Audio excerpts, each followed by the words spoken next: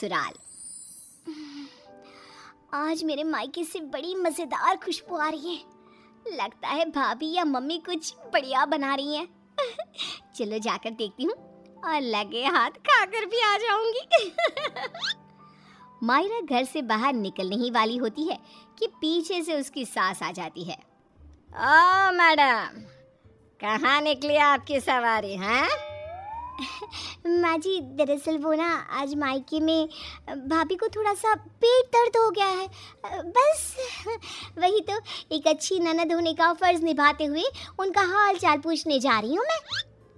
कोई ज़रूरत नहीं है। रोज़ तेरे मायके में किसी न किसी की तबीयत खराब हो ही जाती है और रोज़ तू फुदक के चली जाती है। हमारी ही अकल पर पत्थर पड़े थे जो पड़ोस की लड़की को ही बहू बना लिया। अब आपका मायका 100 किलोमीटर दूर है, उसमें मेरा क्या कसूर? आपका खाना बना दिया है, आटा भी गूंद दिया है, गर्मा गर्म फुल्की बनाकर खा लेना ना आप। ये है मयूरा, जिसका मायका और ससुराल दोनों भी आस पड़ोस में 2 मिनट की दूरी पर है, जिसका पूरा पूरा फायदा उठाते हुए मयूरा हर दिन मायके के चक्कर लगाती रहती है। हेलो मम्मी, हाय भाभी, क्या बात है? आज तो बड़े ही शाही और लजीज पकवान बने जा रहे हैं। कोई दावत शावत है क्या आज हमारे घर पर?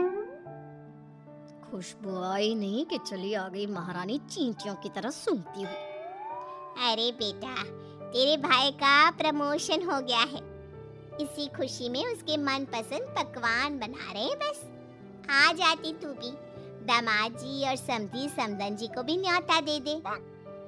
पर मम्मी जी, हमें थोड़ी ना पता था कि ये सब आएंगे। मैंने तो वैसे भी खाना कम ही बनाया है। क्या भाभी, अब आपको ये तो पता है कि मेरा ससुराल पड़ोस में ही है, और आपको तो मैंने कह कर रखा है ना कि मेरे 2 एक्स्ट्रा फुलके सेक कर रख दिया करो। मुझे मम्मी के हाथ की बनी सब्जियां कितनी पसंद है। ओए बड़ी महारानी। ऐसे ही मयूरा आधा दिन अपने ससुराल में और आधा दिन अपने मायके में गुजारती रहती। एक दिन सुबह नाश्ते के दौरान मयूरा के ससुर धनराज और पति श्लोक, अरे मयूरा, ये क्या? ये पराठा तो आधा कच्चा है और मेरा पराठा तो कुछ ज्यादा ही एक्स्ट्रा पक गया, जो जल गया है। कोयले से भी काला हो गया। ये तो होगा भी क्यों नहीं। ये करम जली सुबह सारा काम ऐसे ही फटाफट गड़बड़ी में जैसे तैसे निपटाकर अपने मायके भाग जाती है। इससे क्या फर्क पड़ता है? सास को अगर चक्कर आ गए दिन दहाड़े, तब कौन आएगा बचाने? ओ कम ऑन माँ जी, चक्कर, और वो भी आपको? दिन भर आप हर आधे घंटे में कुछ न कुछ खाती रहती हो और फिर भी मुझे ताने कस रही हो। Very bad. तो तू कौन सी गुड है, हैं? आई बड़ी। वहाँ मायके के घर में वंदना अपने पति यानी मयूरा के भाई गोपाल से कहती है, गोपाल, तुम ना तुम्हारी प्यारी बहन को समझा कर रखो। अरे तीज त्योहार, रक्षाबंधन, दीपावली, इन सब पे अपने मायके आए तो ठीक लगता है, लेकिन ये मैडम, ये तो रोज ही चली आती है मुंह उठाए। अरे सोचिए मम्मी जी, अगर मैं भी रोज इस तरह अपने मायके जाऊं तो आपको ये सही लगेगा? नहीं ना? फिर वंदना सही कह रही है मम्मी, जरा इस बात पर गौर फरमाइए। हाँ बेटा, मुझे पता है। उस दिन तो गली की औरतें भी सब्जी वाले के यहाँ गप्पे लड़ाते हुए बातें बना रही थी कि मयूरा तो दिन भर सिर्फ अपने मायके में ही रहती है।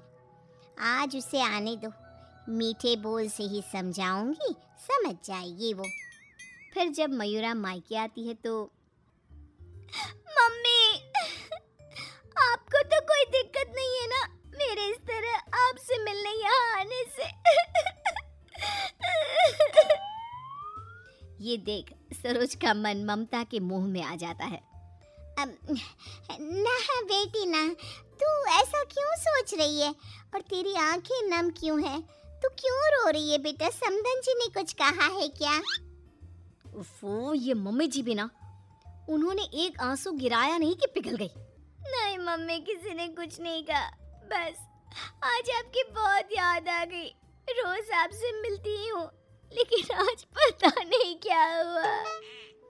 और इसी के साथ सरोज अपनी बेटी को कुछ नहीं बोल पाती और अब मयूरा का मायके में आना जाना इतना बढ़ जाता है कि वो मायके के फैसलों में भी दखल अंदाजी देने लगती है।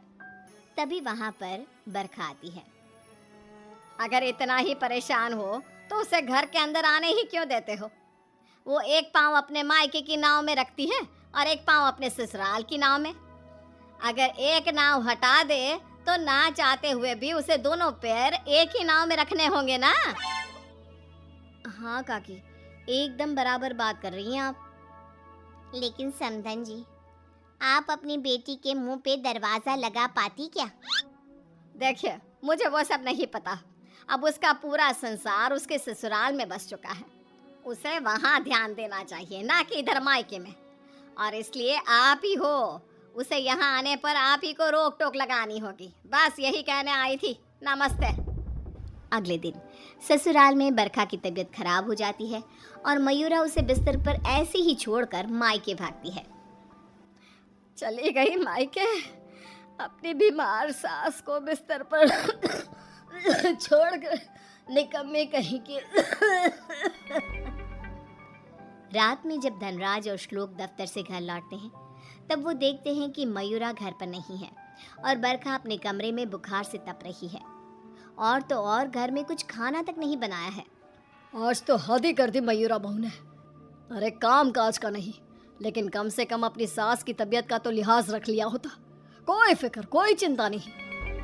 आप ही ने तो चुनी थी ना ये बहू। कुछ देर बाद मयूरा अपने ससुराल वापस आती है। मयूरा, घड़ी देखी तुमने? हाँ, घड़ी में 2 सुइयां एक साथ कितनी प्यारी लगती है ना। बिल्कुल आपकी और मेरी जोड़ी की तरह। मैं मजाक के मूड में बिल्कुल नहीं हूँ मयूरा।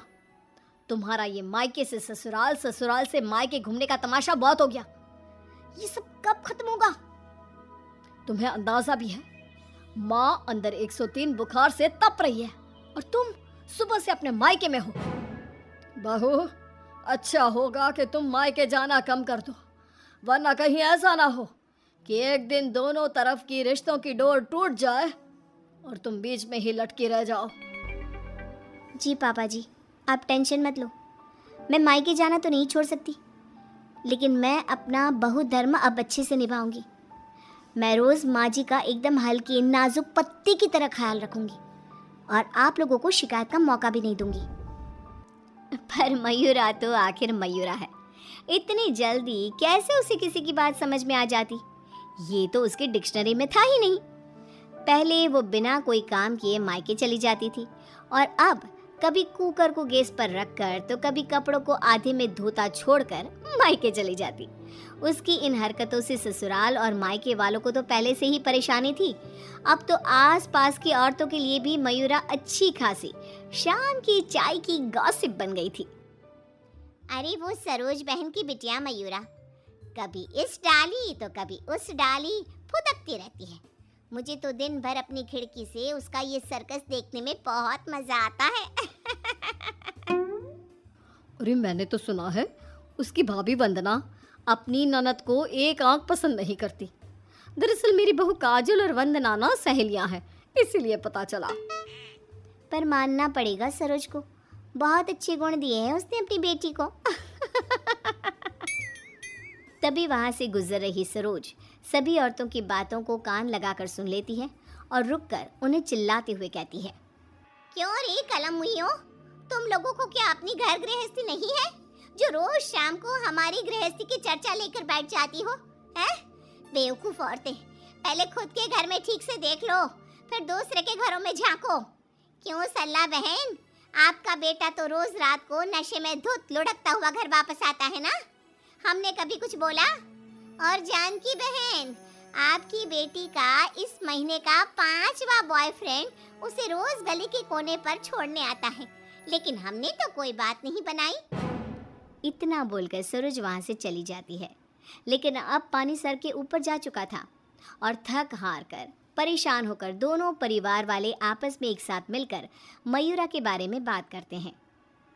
श्लोक, हमने बहुत बार कोशिश की कि हम मयूरा को रोके मायके आने से, लेकिन वो इतनी ढीठ है कि हमारी बातों को कान के पीछे ही डाले जा रही है।